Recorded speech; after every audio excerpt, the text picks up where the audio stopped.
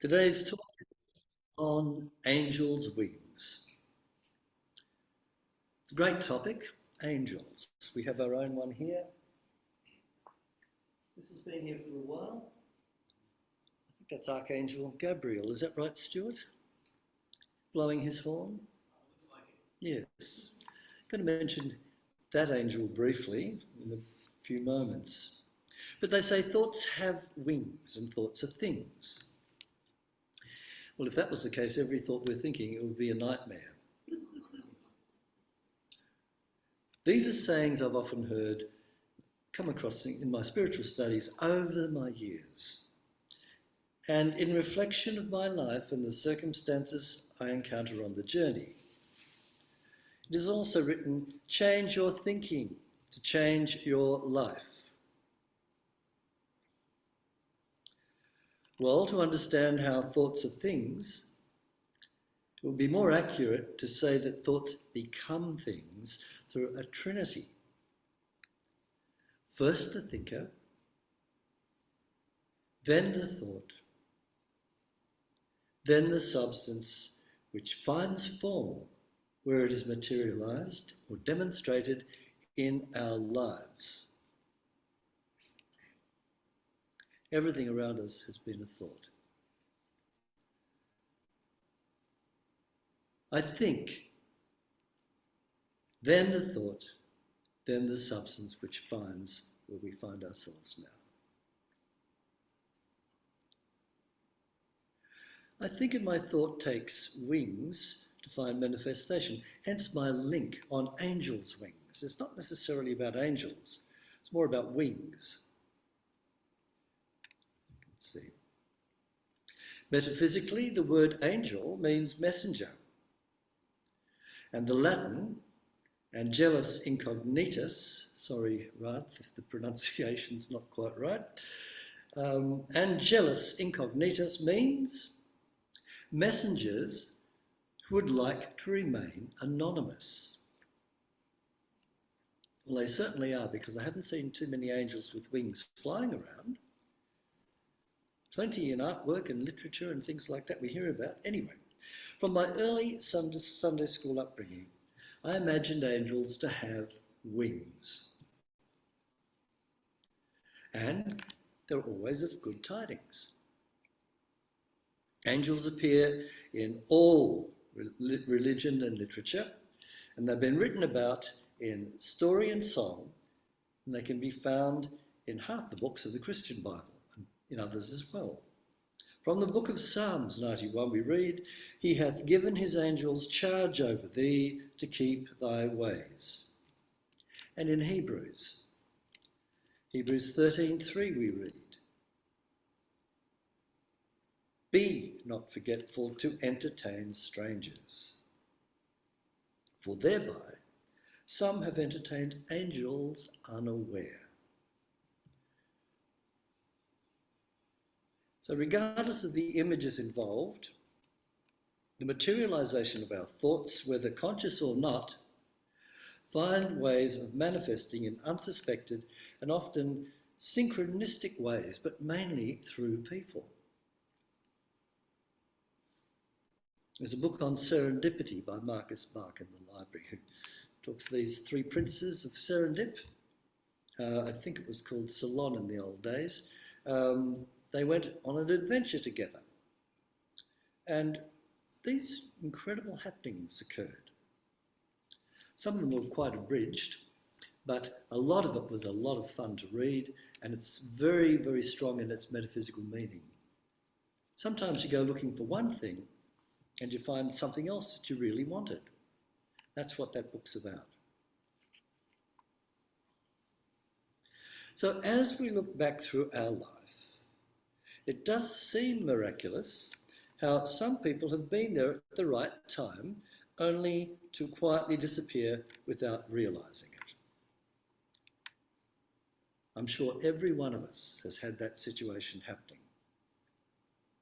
You've been in the right place at the right time, and something happened, and you found your way. Getting off the bus at Dublin in Ireland when I went on a trip goodness me, 20 years ago. And I had no idea where I was. I didn't have a map. I just went. And I wanted to see the sun go down on Galway Bay. I was doing an Irish song trip. I'd been to see Tipperary. It's not a long, long way away. And sure is from here, but not when I was there. Anyway, I got off the bus and I was the only one there. And I thought, oh, where on earth am I? Where's the bay? And all of a sudden, this lady comes up and said, what's your problem? I said, I want to go and see the sun go down on Galway Bay. He said, oh, what do you want to go and see that for? I said, well, I'm from, Australia. And she said, oh, my goodness, follow me. And she got chatting, and she happened to be a nun. You wouldn't know from the dress because, I think a lot of that's gone out by the wayside now. And we got chatting. It was quite interesting. And she was one of the midwives in a convent. She'd been there for 40 years. And we had a little bit of a chat. And she said, there you are. Good luck. And so I went and sat down by the seaside waiting for the sun, and the clouds came up. And as I looked back, she's standing on the hill waving at me. Thought, do a miracle, for goodness sakes. Anyway, we've all got stories like that. Someone has helped us at the right time. And I met a little girl 2 days ago. I went round to the hotel for my 5 o'clock glass of wine. I only have one. And a little girl was there, and usually the kids are fiddling with their computer. There's an old piano, and they shut the lid, and 3 of them put their computers on. It's sacrilege. And so, anyway, one day, this 5 o'clock, I went in there, the keyboard was open, and there was a little girl going thump, thump, thump, just like I did. Some say I still do. But anyway, she was there and I thought, my goodness, she seems to be okay. And the mother came in and said, oh, she's looking for a piano teacher. I thought, I can't commit it. No. But what do? I was in the right place, and so I can now connect her with people that want to learn music. I gave her a lesson. She finished up playing Twinkle, Twinkle, Little Star. And she was amazed. And I did all the orchestral background. I surprised myself, and we got a round of applause. And I didn't have to pay for my glass of wine that night. No, I'm trying to less often. Anyway, so how we use this power is up to us. We have choices we make. From a wonderful book, Eric Butterworth, great writer, Celebrate Yourself. You are not your mind, and you have the power to control its function. You can change your life by altering your thoughts, and you can control your thoughts and take complete charge of your life. It's easy to read about that, and how many books have we read it and read it and read it and not actually put it into practice, especially in my earlier days, thinking, oh yeah, okay, this other book looks more interesting, but really it's just telling me the same thing. We have to put in the time. The symbolism of wings is referred to in the last book of the Old Testament, often in unity referred to as the Hebrew Scriptures. In Malachi, chapter 4, verse 2, the Son of Righteousness shall arise with healing in his wings. Visitors to our sanctuary can hardly fail to notice an ancient symbol built into the front of this lectern I am standing on. It is the original symbol to represent unity and is known as the winged globe or sun disk. It graced the cover of the first issue of Unity magazine published in June 1891. The symbol originated in Persia, but is mostly identified with ancient Egypt, where it is found in some ancient temple ruins. The symbol, amongst others, is also used by the modern Rosicrucian order. Before COVID, we had the hall let out to different people, and I remember there was a function on one day, and someone stood up and says, "What's that?" And I thought I could have a bit of fun here. I said, no, it's an old lectern. It's called The Wings of Spirit. And I didn't say too much more because they were negative about it, as if it was some witchcraft and we were, goodness knows what we're doing here. Some people, I think, they come and they're not quite sure what we're about. But once you've been a couple of times, you know. We are expanding the most wonderful truth teachings on the planet. And symbolism, to me, has been a big help. Charles Fillmore explains this meaning in this way. It represents the existing relationship between spirit, soul, and body. And as we develop in spiritual consciousness, we attain the realization of the soul as the wings of the body. And back of the soul is the spirit, which quickens and energizes. This gives the soul wings. To me, that sums up beautifully what I pass on to those now who inquire about the winged globe or sun disk. Now, about the soul. We don't have a soul. We are, as described in Genesis 2, a living soul. Our consciousness is our soul, the mind in action. We occupy states of consciousness for varying periods to learn the lessons that lead to further unfoldment. In mainstream traditional churches, mention is made here of the Holy Trinity, the Father, the Son, and the Holy Ghost. In Unity and the New Thought movement, we see ourselves as a trinity of spirit, soul, and body. Macrocosm, microcosm in the macrocosm. Spirit is our perfect self, the real self, which is part of the Great Spirit. Just as every drop of water has the same substance as a big lake or ocean, so everyone's spirit is perfect.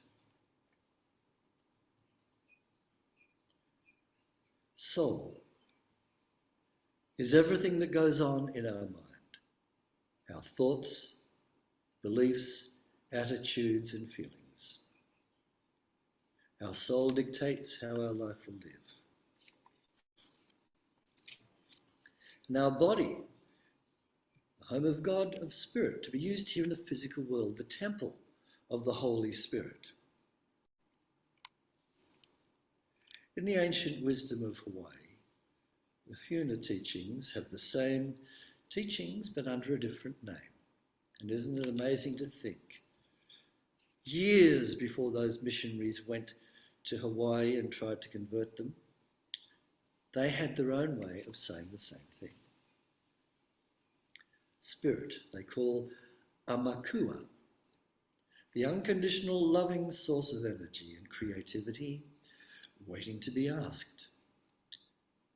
So take a deep breath and know the high self is there. They suggest you do that. The conscious self, Uhani, that part of mind which is the reasoner, decision maker, trusting in the higher self using imagination, but incapable of doing it without the help of the subconscious, the controller of the body process. This responds to our belief and feelings. Excuse me.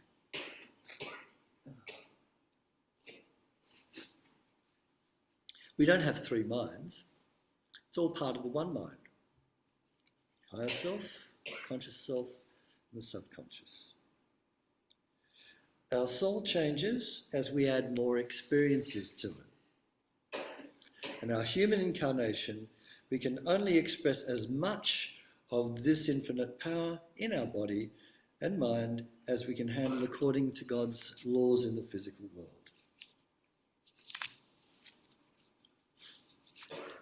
Eventually, in the fullness of time, Our soul will take flight as symbolized by the winged globe and other forms to enable it to express more of the infinite spirit in whom we live, move, have our being, and this will happen naturally. It cannot be forced. Matthew 11, verse 12, talks about taking heaven by force. You might be able to. You might have all the wonderful things that happen, but if it's not in line with spiritual thinking and your consciousness isn't ready for it, it can cause mayhem. It is in consciousness, not in time. In mind, not in place, that perfection is realized, according to Nona Brooks. Now, I better get on a little bit here. I didn't realize I had so much here. So I'll pick it up from here. All symbols represent steps in the masonry of the soul. All scriptural symbols have to do with the spiritual progress of humankind. In the Bible, every name stands for an idea and has a meaning that gives a clue to the symbol. A symbol loses its usefulness when we cling to it as reality and fail to see the truth that it represents. So to sum up, this is the last day where we feature the unity power of imagination. I use the term on angels' wings to mainly remind myself of the power of flight, represented wings. That I can easily imagine. What thoughts are we sending off around in our environment? We only have to look around to see what our individual and collective consciousness has created. So to sum up really, we've got the 5 principles. People come here and I really make sure that they get to know these 5 principles first. Everything else is a blessing on top of that. God is all good and active in everything, everywhere. I am naturally good because God's divinity is in me and in everyone. I create my experiences by what I choose to think and feel. An awesome responsibility. And through affirmative prayer and meditation, I connect with God and bring out the good in my life. And the hardest one of the lot is to live it. I do and give my best by living the truth I know. Because we're all expressions of spirit with free will, it may feel at times that we are the victim of circumstances not of our choosing. But our power here is that we have a choice in how we respond to the blessings and challenge of this mystery school of life.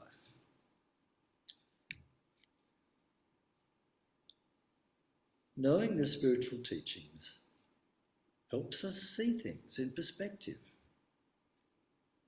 Not from today, not from last week, but from the long run of the journey of the soul throughout eternity.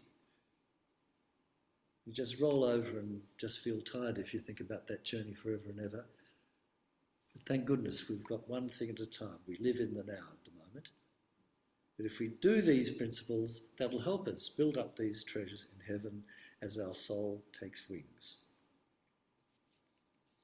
So as I said, this is the last day of June, and let's use our imagination not only this month, but everywhere we go for the rest of the year and forever. Sometimes it's easier to do it than others. We all have different stages we go through in life, and our power to do what we have to do varies. Sometimes we're full on, and other times we have to step back. But that's fine. Everything is divine order. And as we know in Ecclesiastes, which we finished last week, to everything there is a season and a time for every purpose under heaven. We have a special song today for us here in Unity I'll say no more, but here we go. Thank you.